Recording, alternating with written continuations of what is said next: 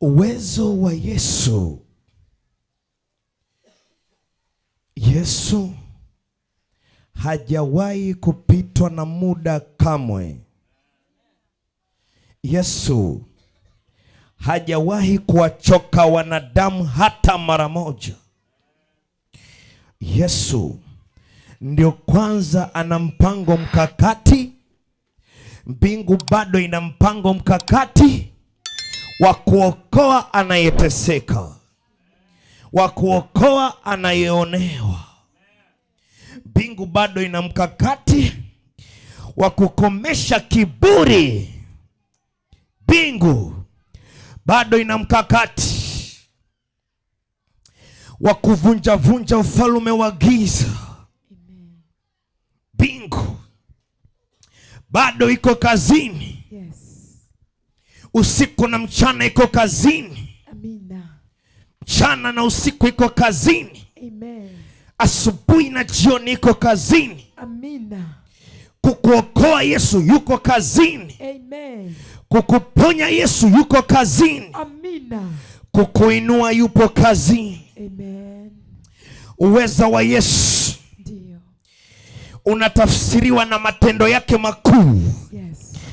Uwezo wa Yesu unatafsiriwa na uwezo wake wa kujitoa muhanga. Uwezo wa Yesu unatafsiriwa na uwezo wake wa kuiacha enzi na kuja kwenye dunia yenye mateso na kubeba miba kwa ajili yako. Na kubeba mateso kwa ajili yako. Kubeba lawama kwa ajili yako. Akatukanwa kwa ajili yako. Akasemwa vibaya kwa ajili yako. Hapa ndipo alikuwa akitengeneza ufalme wake kwenye dunia. Ndio maana anasema tubuni, kwa kuwa ufalme wa Mungu umekaribia. Yeyote anayetubu, ufalme wa Mungu unakuja kwenye maisha yake. Unakuja jumla. Ndio maana akasema salini hivi: Baba yetu wa mbinguni, jina lako litukuzwe, mapenzi yako yatimizwe, ufalme wako uje. Hivyo kazi ya kuleta ufalme ni kuleta uzima jumla. Hii sio siasa na kampeni, hii ni injili kamili. Na ndio maana hakuhitaji kufanya promotion ya mabango makubwa, no. Alitakiwa aje achinjwe msalabani. Alitakiwa aje angikwe msalabani. Alitakiwa aje apelekwe siku 40 kwenye maombi. Mchana na usiku anakutana tuna wanyama, anakutana tuna ndege, anakutana tuna wadudu, anakutana na machatu, anakutana na majoka, anakutana na tembo, anakutana na simba nyikani. Yesu hapa ni uwezo wa kupewa mamlaka. Asiogope chochote, maana anakoenda vita ni vitani. Vita vinapigwa vitani. Anaenda vitani. Hapa baada ya siku 40 akaanza kujaribiwa. Akaanza kupimwa. Akavuka majaribu. Akashinda vipimo. Akaenda sasa kusaidia watu. Akaenda kuhubiri injili. Akaenda kufungua watu. Andika uwezo wa Mungu kwa mtu anayeandika. Ili sasa ikaonekane ile nguvu iliyoonekana nyakati za Mariamu, wakati anaambiwa hivi, utapokea mimba kwa uweza wa Roho Mtakatifu. Ili sasa ionekane nguvu ya Roho Mtakatifu iliyoshuka pale Yordani baada ya kubatizwa. Ili sasa ionekane nguvu aliyoipata kule wakati amefunga siku 40, wakati anajaribiwa na shetani, wakati anajaribiwa na ibilisi. Anakujaribu shangazi yako. Yesu alijaribiwa na shetani mwenyewe. Anakujaribu bibi yako. Yesu alijaribiwa na ibilisi mwenyewe. Wewe unaogopa majaribu yanayotokana na babu, yanayotokana na bibi, yanayotokana na jirani. Nataka nikwambie mtu wa Mungu, yeye alishinda majaribu ya yule baba wa uongo. Alishinda majaribu ya yule mungu wa giza. Alishinda majaribu ya yule mkuu wa giza. Alishinda mateso na majaribu ya lile joka dragon. Huyu Yesu nakuja hapa, nataka nikuonyeshe matukio matatu tu, mambo matatu tu aliyoyafanya, alafu upime uone tatizo lako vipi, ni kubwa au ni dogo. Uone changamoto ulionayo vipi, ni kubwa au ni ndogo. Kuna mahali alipanda chomboni akapita juu ya maji. Hapa kwa haraka haraka ni kwenye boti. Huenda alitoka Zanzibar kuja bara, au alitoka Dar es Salaam kwenda Zanzibar visiwani, akapanda boti akashuka kwenye nchi ya Wagerasi, akakutana na mtu mmoja anatokea makaburini. Huyu mtu anaishi makaburini. Kama ni nchi ya Wagerasi, basi yule ni Mgerasi. Huenda Wagerasi nyakati zile ni kabila kama ilivyo Wafilisti. Alipokutana na yule mtu alikuwa amejawa na pepo wengi, amejawa na majini ya kutosha, amejawa na mashetani ya kutosha. Hakuna aliyezaliwa na mapepo. Shangazi yake alimtupia.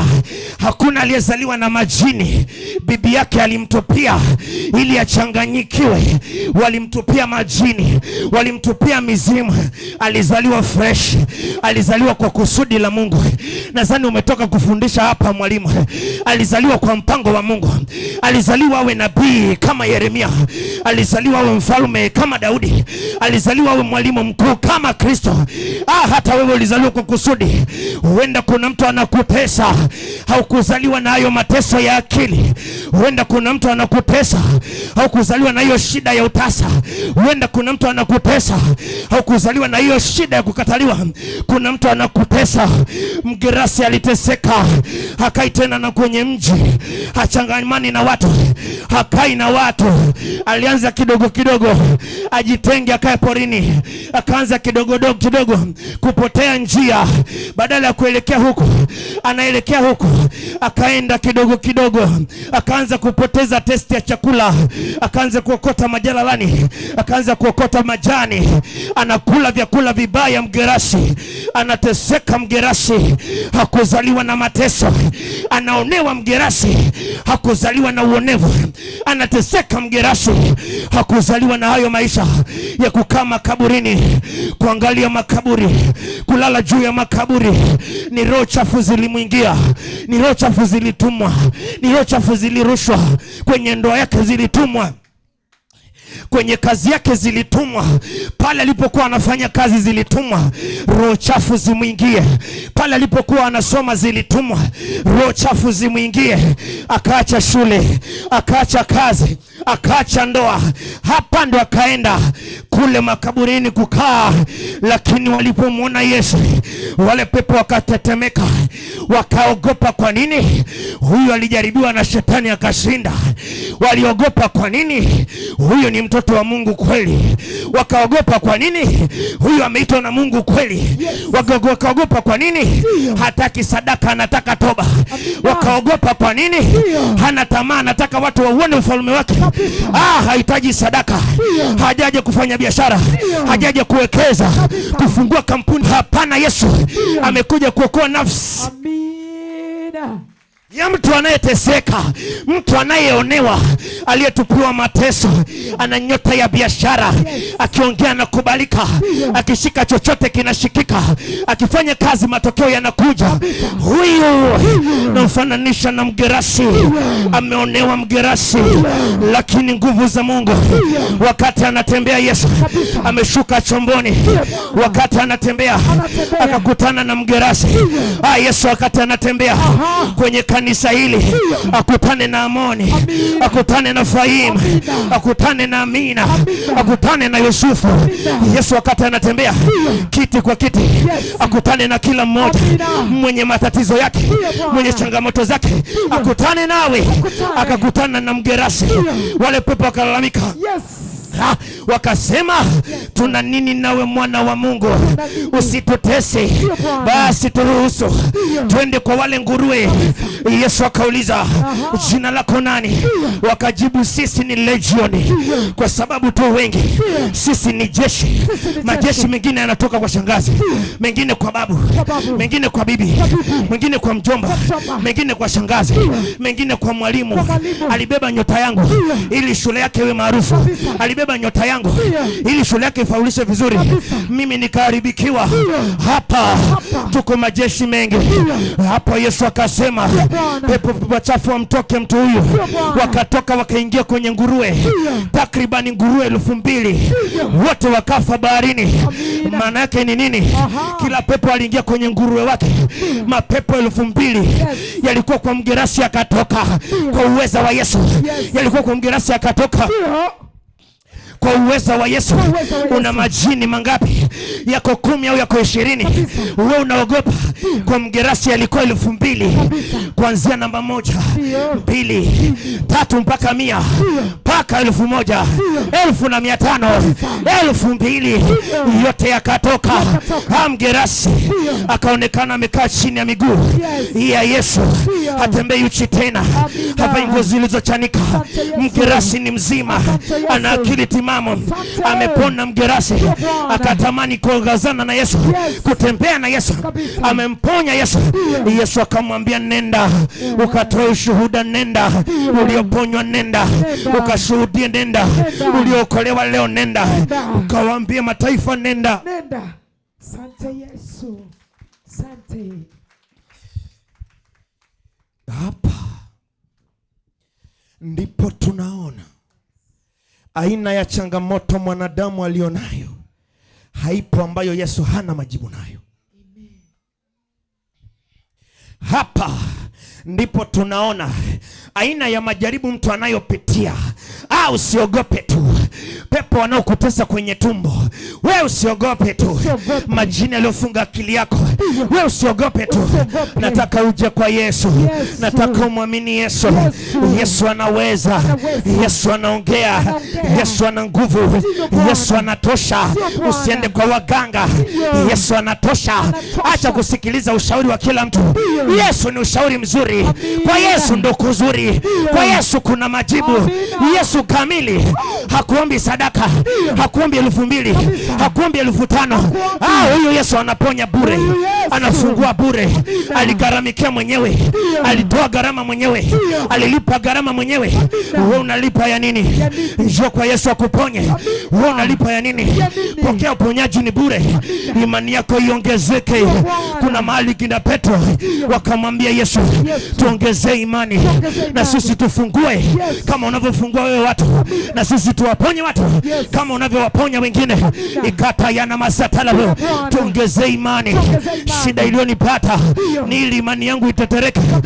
Niongezee imani, nisonge mbele, nivuke kwenye ugonjwa sugu, nitoke kwenye mateso sugu, niinuke na kuangaza. Yesu niwezeshe kama ulivyomponya mgerasi akaonekana na akili timamu. Aliyekuwa chizi alifungwa nafsi yake itumike kwa wanasiasa, alifungwa nafsi yake itumike kwenye biashara, alifungwa nafsi yake itumike kwenye apartment za mtu. Hapa ndio tunaona uwezo wa Mungu, ndio tunaona nguvu za Mungu. Kama haijatosha, huenda usinielewe, huenda usinisikilize vizuri. Unaona kama ukijana ni tapeli, unaona kama makanisa yamezidi kuwa mengi, unaona kama tunapoteza muda. Ila Yairo alimwelewa Yesu. Yairo ni mtu wa sinagogi, kiongozi wa sinagogi. Akaona hapana, nafuata dini au nafuata Yesu? Nafuata dini au nafuata imani? Yairo akatoka kwenye dini yake, huenda ni Anglikana. Akatoka kwenye dini yake, huenda ni Roman Catholic. Akatoka kwenye dini yake, huenda ni KKT. Akatoka kwenye dini yake, huenda ni TAG, huenda ni AGT. Akatoka kwenye dini yake, huenda ni msikiti. Akamchukua mtoto, akasema binti yangu mwenye miaka 12 anaumwa kiasi cha kufa. Tumeteseka kwa muda mrefu. Tumeswali imetosha. Tumesoma vitabu imetosha. Wamenishauri kwa waganga nimeenda imetosha. Sasa nimechoka. Hapa sifuati dini, nafuata Yesu. Sifuati dini, nafuata Yesu. Sitaki dini, nataka wokovu. Nataka niokolewe. Mtoto wangu anateseka. Mtoto wangu aokolewe. Nahitaji watu kama Yairo. Wako wapi Dar es Salaam kina Yairo? Wako wapi Tanzania kina Yairo? Wako wapi Kigamboni kina Yairo? Wako wapi Mwenge kina Yairo? Wako wapi Mwenge? Wako wapi kule Moroko? Wako wapi Masana? Wako wapi Mbezi Beach kina Yairo? Watu wanaomfuata Yesu, watu wasiobaki na dini yao na kubaki na mateso, wakaamua kumfuata Yesu ili binti yake apone. Yesu akaongozana na Yairo kwenda nyumbani kwake kuleta uponyaji. Wakati yuko njiani, wakati anatembea, akakutana na binti mmoja. Huyo binti naye alikuwa na shida ya kumwagika damu kwa muda wa miezi 12. Damu yako inamwagika wiki, unanyong'onyea, unachoka. Mwenzako ilimwagika miaka 12. Kila siku anavuja damu, yanakunywa majini, jini Subiani yanakunywa majini, jini Makata yanakunywa majini, jini Maimuna yanakunywa majini, jini Sharifu. Miaka 12 anateseka huyu binti.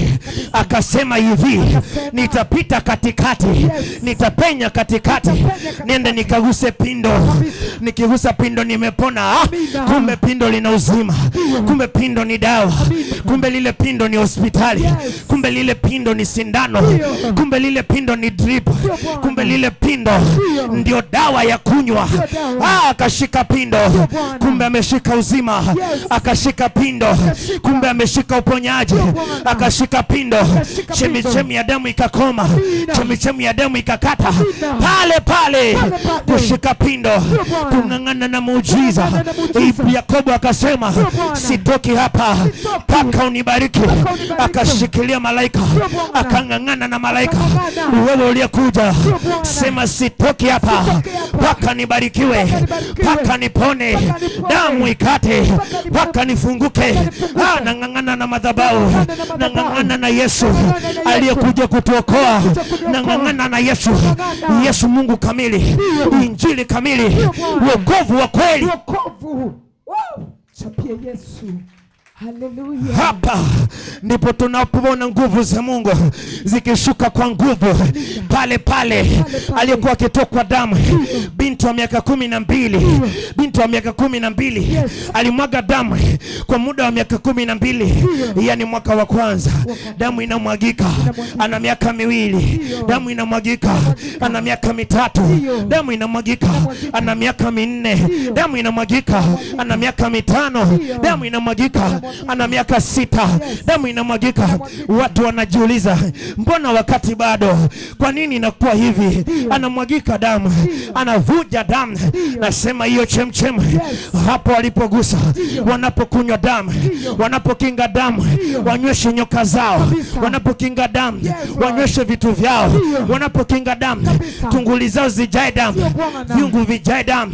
Na kausha hiyo chemchemi kwa jina la Yesu, kwa damu ya Yesu, kwa jina la Yesu, kwa damu ya Yesu, kwa jina la Yesu, kwa damu ya Yesu. Anayeondoa uzima ndani yako na urudisha jumla jumla. Anayeleta mateso ndani yako na yaondoa jumla jumla. Anayeleta huzuni ndani yako na iondoa jumla jumla.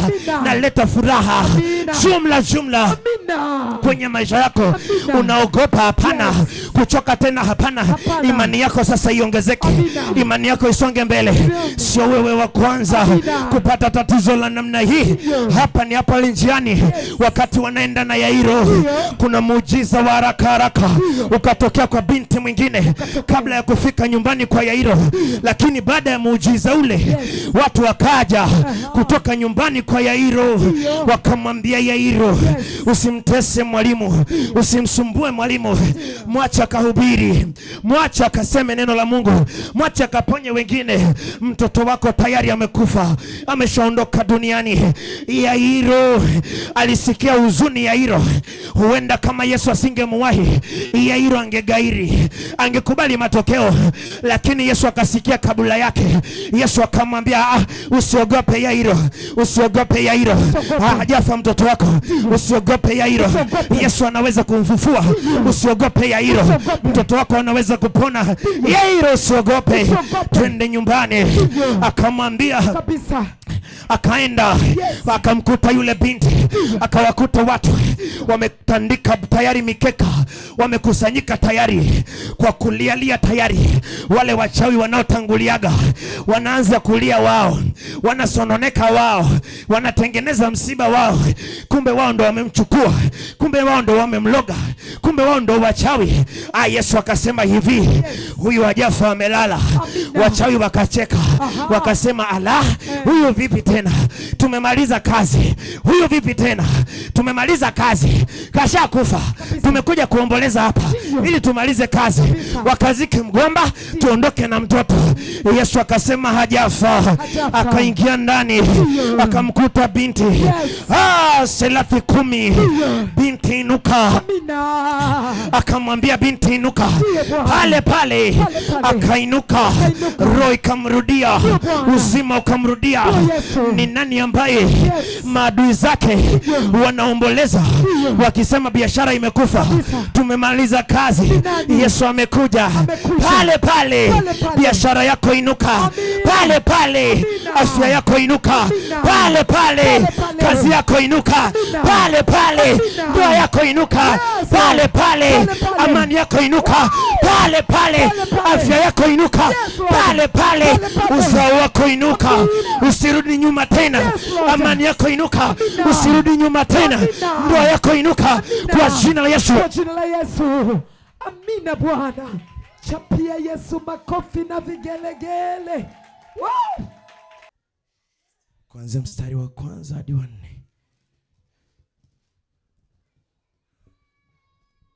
Marko 5 kuanzia mstari wa 1 hadi wa 4. Anasemaje Yesu? Mungu linasema, wakafika ng'ambo ya bahari. Ng'ambo ya bahari. Mpaka nchi ya Wagerasi. Mpaka nchi ya Wagerasi. Na alipokwisha kushuka chomboni, mara alikutana na mtu ambaye ametoka makaburini, mwenye pepo mchafu. Makao yake yalikuwa pale makaburini. Wala hakuna mtu yeyote alikuwa anaishi tu makaburini, aliyeweza kumfunga tena. Hakuna wa kumzuia asiende makaburini, hata kwa minyororo, hata kwa kamba. Kwa sababu alikuwa amefungwa mara nyingi kwa pingu. Kila wakimfunga kwenye mti anakata, na minyororo anakata. Akakata ile minyororo, akakata minyororo yote, na kuzivunja na kuvunja pingu zote. Wala hakuna mtu aliyekuwa na nguvu za kumshika, aliyeweza kumsogelea tena. Na siku zote atachezea kichapo na siku zote usiku na mchana, alikuwa makaburini na milimani akipiga kelele anajikatakata ili damu imwagike, majini yanywe, ili damu imwagike, mapepo yanywe, majoka yanywe. Anajikatakata Mgerasi. Kuna mtu yupo kama Mgerasi hapa. Kuna mtu anapitia changamoto hii hapa. Kuna wakati anajichanja, anachukua sindano anajichoma, anachukua chupa anajikata. Huyu Yesu alipoingia kwake, mstari wa 6, neno la Mungu linasema, ndio, na alipomwona Yesu kwa mbali, akapiga mbio, akamsujudia, akapiga kelele kwa sauti kuu, akasema, nina nini nawe Yesu mwana wa Mungu aliye juu, na kuapisha kwa Mungu usinitese, kwa sababu amemwambia ewe pepo mchafu, toka kwa mtu huyu. Akamuuliza, jina lako nani? Akajibu, jina langu ni Legion. Sisi ni legioni, kwa kuwa tu wengi ni jeshi kubwa. Legion. Ndio. Legion. Legion. Jeshi la majini. Ndio. Jeshi la mapepo. Kabisa. Liko ndani ya mtu. Kabisa. Linajitambulisha. Ndio. Linamtesa mtu. Ndio. Linamwonea mtu. Linamwonea. Akasemaje Yesu? Akasema. Hey. Akamsii sana asiwapeleke nje ya nchi hii. Na hapo milimani palikuwa na kundi la mbwa na kundi la nguruwe na kundi kubwa la nguruwe wakilisha. Pepo wote wakamsihi wakisema, tupeleke katika nguruwe tuwaingie wale. Akawapa ruhusa tutoke kwa mgerasi. Wale pepo wachafu wakatoka wote, wakaingia katika wale nguruwe, asibaki hata mmoja. Nalo kundi lote kwenye mwili wa mtu likateremka kwa kasi gengeni, wakaingia baharini, wapata nguruwe 2000 wakafa baharini. Yes. Wachawi wanaokutesa, hata kama wako 2000, hata kama wako 500, hata kama wako 10, hata kama wako 100, nataka nikwambie, umekuja kwenye madhabahu hii, nguvu ya Mungu imekuja juu yako. Hao wachawi wote wafe baharini, watumbukie baharini, wakimbilie baharini. Mapepo yanayokutesa yote yakutoke, yaende baharini kwa jina la Bwana, kwa damu ya Yesu, kwa jina la Yesu.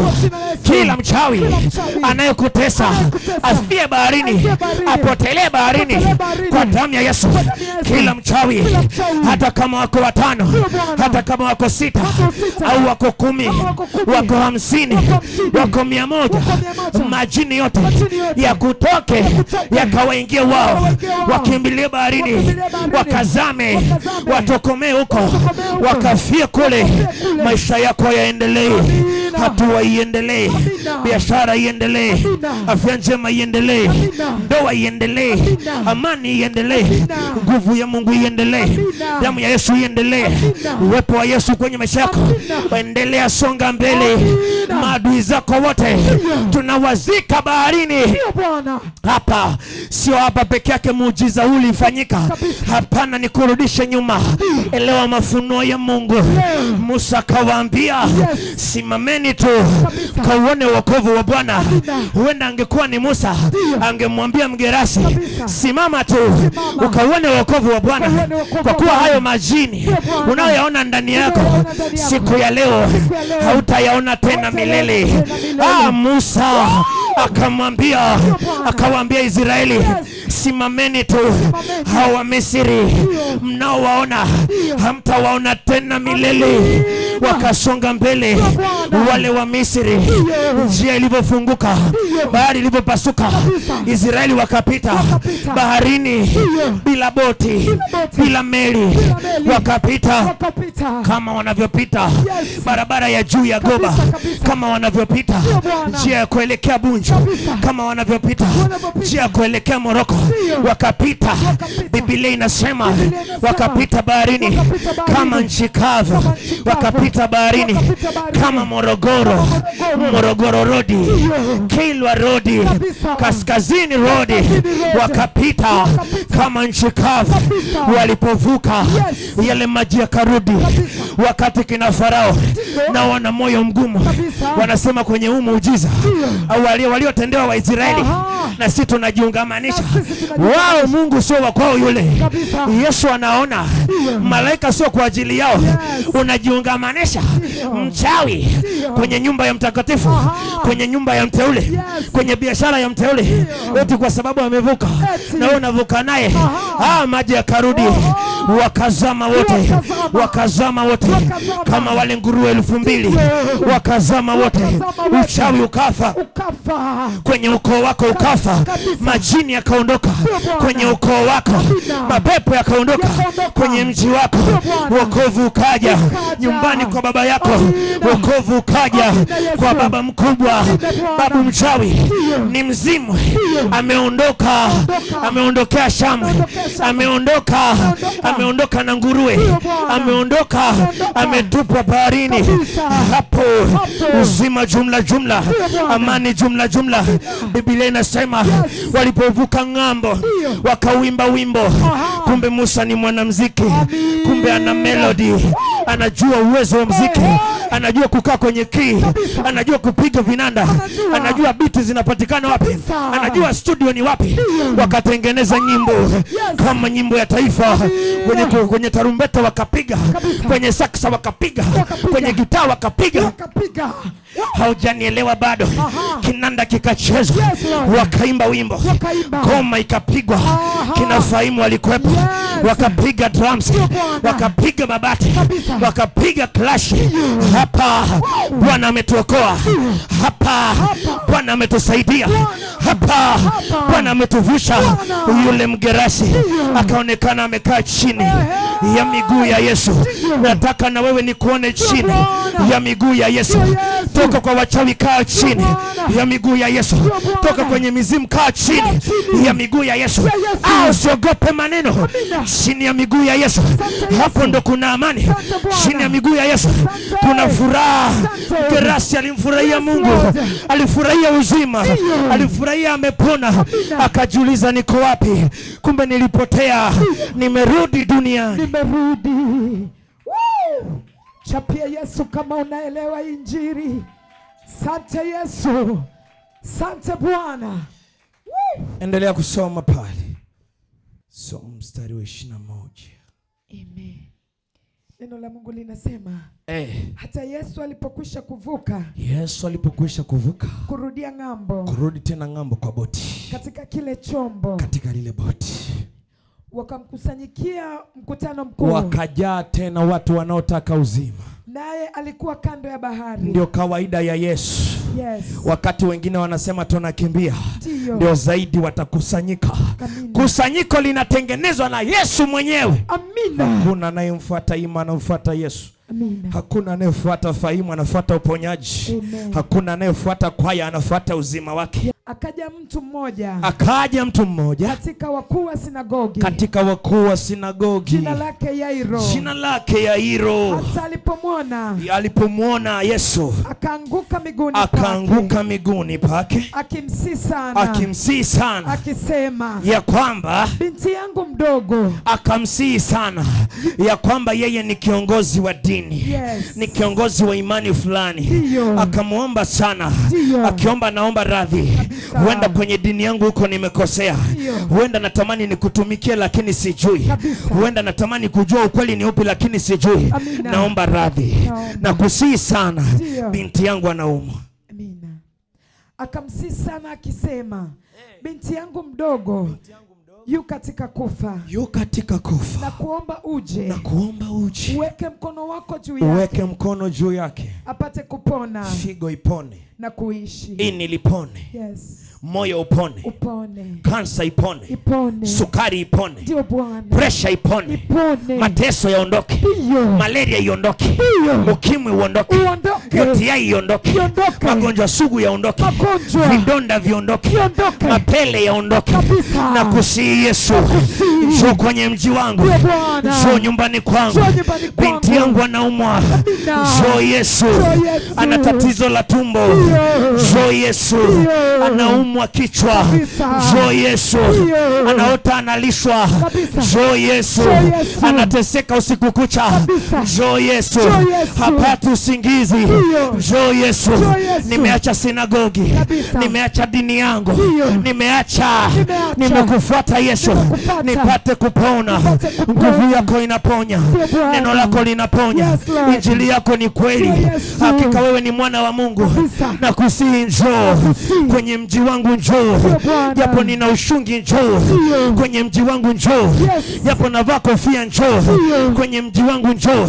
Japo navaa ile cheni, njoo kwenye kwenye mji wangu njoo. Japo tunaendaga na majivu ba makaburini njoo. Yesu njoo. Nimechoka. Japo mimi ndio mgonga kengele. Nimechoka.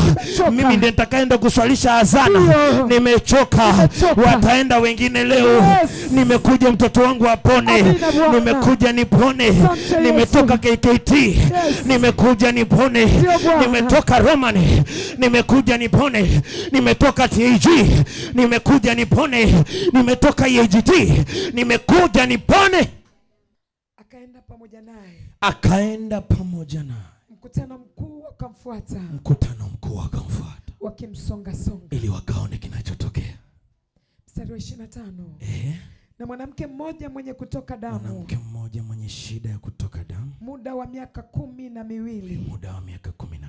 Na kuteswa na mengi kwa mikono ya matabibu. Anateswa na mengi matabibu, kila daktari amejaribu. Amegharimiwa vitu vyote alivyo navyo. Waganga wamebeba ng'ombe na kuku na bata, wameisha wote nyumbani. Kusimfae hata kidogo. Wala hajapona, ameitumwa mpaka majivu na mavi ya kunguru. Bali hali yake ilizidi kuwa mbaya. Ila bado yuko vile vile, ametumwa mpaka mifupa ya paka. Aliposikia habari za Yesu. Yes. Alipita katika mkutano. Akapita katika mkutano. Habari ya Yesu ukisikia popote. Yes. Mahali popote ukisikia habari ya Yesu. Aliposikia habari za Yesu.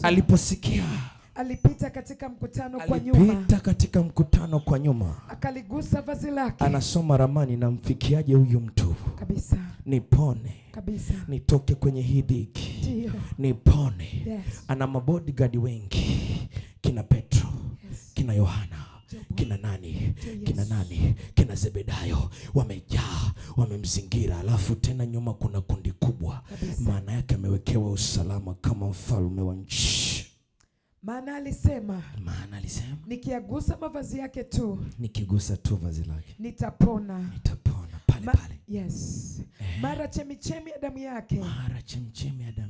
Ikakauka. Naye akafahamu mwilini mwake. Kwamba amepona msiba ule. Yes. Kumbe ile damu ilikuwa inavizia mauti, mtu afe. Kumbe ile damu ilikuwa ni msiba. Yes. Alikuwa anawindwa mwisho wa siku afe, azikwe. Anasema mara chemchemi ya damu yake ikakatika. Naye akafahamu mwilini mwake. Kwamba amepona msiba ule. Mara Yesu hali akifahamu kwenye nafsi yake kwamba nguvu zimemtoka. Akageuka kwenye mkutano akasema, ni nani aliyenigusa mavazi yangu? Wanafunzi wake wakamwambia, watu ni wengi hawa, unauliza mtu akugusa, kila mtu akakugusa hapa. Wewe wasema unatafuta aliyekugusa kwa watu wote hao. Akatazama kila eneo ili amuone yule aliyetenda jambo lile.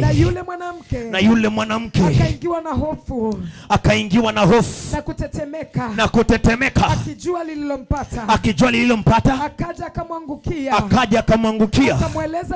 akamweleza kweli yote.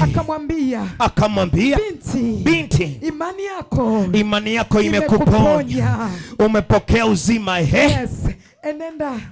Enenda zako kwa amani na kwa uhuru. Uwe mzima. Usiwe na msiba wako tena. Yes. Wakati amegusa pindo la vazi la Yesu, sio kwamba wakati Yesu anasema nani amenigusa, nguvu zangu zimenitoka. Sio kwamba zile nguvu za Yesu ziliisha. Hapana. Aliona pamoja na kwamba tupo kwenye mkutano, nina akili timamu, ndio maana nauliza ni nani amenigusa. Maana nasikia kama nimehudumia mtu. Nasikia kama nimefungua mtu. Ni nani nimemfungua huyo? Ni nani nimemponya huyo? Katikati ya mkutano huu wengi tunagongana kama vikombe. Yes. Lakini wengine wanakuja kushangaa tu. Wengi tunapishana wananiona ni mwanadamu wa kawaida tu. Lakini yuko mtu aligusa pindo Vazi langu aligusa kwa kusudi, aligusa kwa imani. Kuna kitu alidhamiria, kuna neno litamka moyoni, akasema nikigusa pindo pale pale nitapona msiba wangu. Yesu akaona nguvu zimenitoka. Kuna mtu nimemfungua katikati hapa. Kuna mtu amepona katikati hapa. Amepona Jumapili ya leo, amepona tarehe ya leo, amepona siku ya leo, amepona mwezi wa 7, amefunguka jumla, amepona mzima. Nani huyu? Yule akaogopa, akapiga magoti, akasujudu, akaeleza, akaambiwa hiyo imani yako uwe nayo, endelea nayo. Imani yako ni dawa. Ukiniamini tu unapona. Imani yako ni dawa. Ukigusa vazi langu umegusa dawa. Umepata drip. Umepona hapo. Usiache imani hii. Inuka na imani yako. Usiache kusonga mbele. Msiba wako hautakuwepo tena. Mauti haitakuwepo tena. Mateso hayatakuwepo tena. Hautavuja damu tena. Imani yako imekuponya. Maana ungemwambia nani akuelewe kwamba nataka niguse vazi la pindo lake? Wengine wangesema ndio wale wachawi wanaochukua uzi, ndio wale wachawi wanaondoga kwa njia ya nguo, wanataka wamloge Yesu. Hatutakubali, hatutaki. Lakini akavizia, akashika pindo la vazi la Yesu. Nguvu ya uchawi ikatoka. Aliyemloga akaondoka, aliyemtesa akaondoka, aliyemshika akaondoka. Pale ile damu ikakauka, msiba ukaondoka, uzima ukaja jumla. Mauti ikaondoka, uhai ukaja jumla.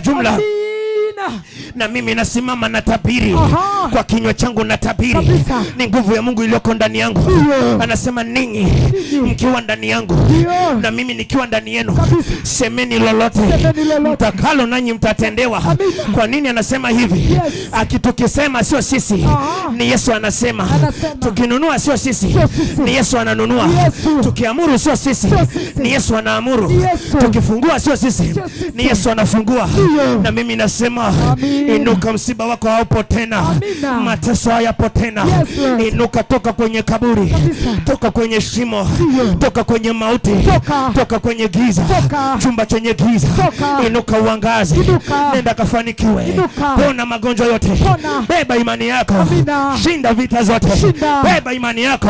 Funguka mtu wa Mungu, beba imani yako, nenda ukawe tajiri. Beba imani yako, nenda na uponyaji, uzima jumla. Biashara iwe na uzima, kazi iwe na uzima, amani iwe na uzima, ndoa iwe na uzima, mji iwe na uzima, wewe uwe na uzima, watoto uzima, kila mahali uzima. Ukifungua macho yako unaona neno uzima kwa jina la Yesu. Kila mahali ukifumba unaona neno uzima kwa jina la Yesu. Ukienda kazini unaona uzima kwa jina la Yesu. Unasema vibaya, ona uzima kwa jina la Yesu. Unadharaulika, ona uzima kwa jina la Yesu. Unatukanwa, ona uzima kwa jina la Yesu. Utazame juu ya mawingu, anza kuona maandishi yameandika uzima kwa jina la Yesu. Uzima kwa damu ya Yesu.